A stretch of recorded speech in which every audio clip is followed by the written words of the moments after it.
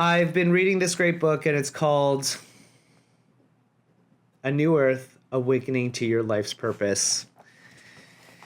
And it talks a lot about your ego and being able to recognize it is your ego that's talking, and you're not the ego, but you're the person that is recognizing that that's the ego talking.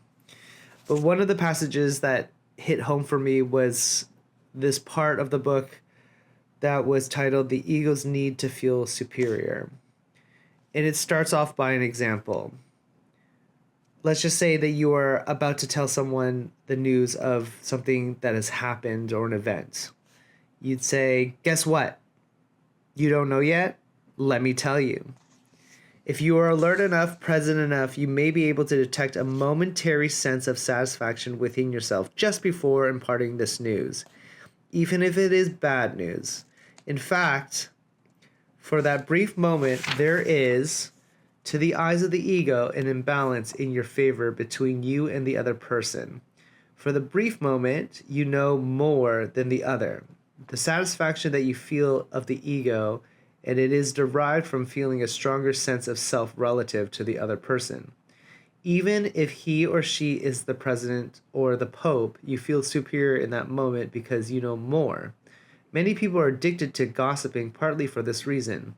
In addition, gossiping often carries an element of malicious criticism and judgment of the other. And so it is also strengthens the ego through the implied but imagined moral superiority that is there whenever you apply a negative judgment to anyone. I mean, this passage could not be more true, and there's so many things that you can pull out of it.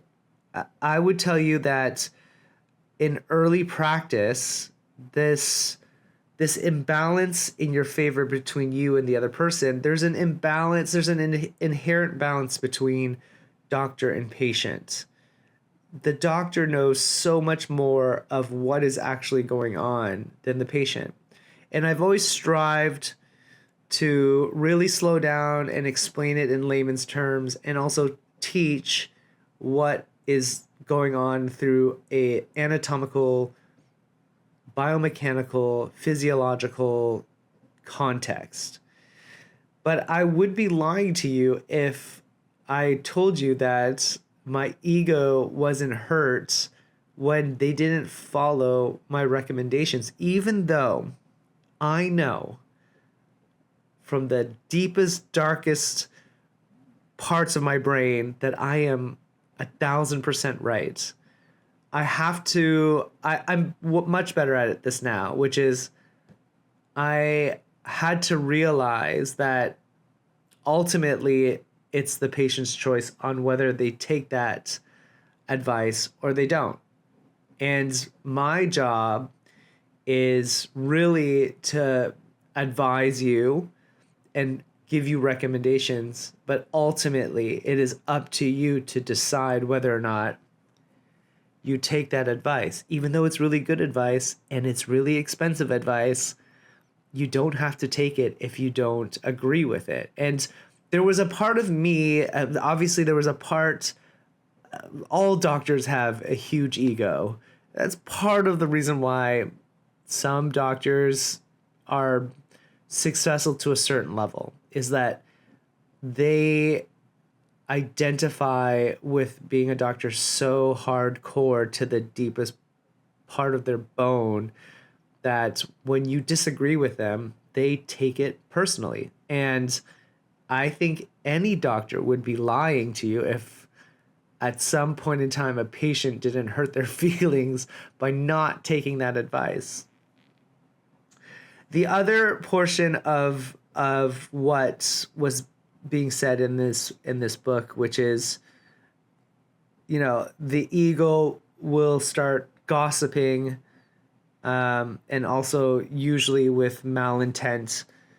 And this is, again, to try to create a better balance or a better advantage for your own ego, to make yourself feel a little bit better. As a general, I absolutely try not to ever gossip because I also know how damaging it can be.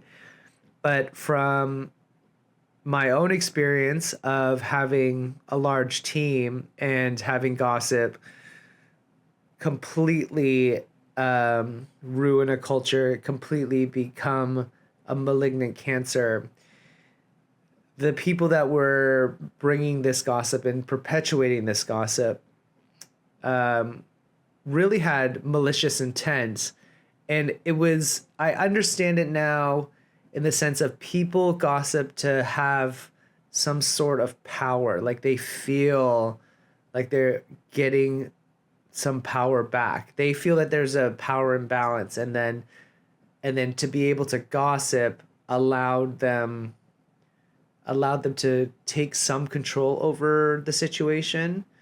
Um, I often just believe go direct to the direct source of it. Like I don't want to hear it from hearsay. I just want to hear it from the person directly. But that's just me.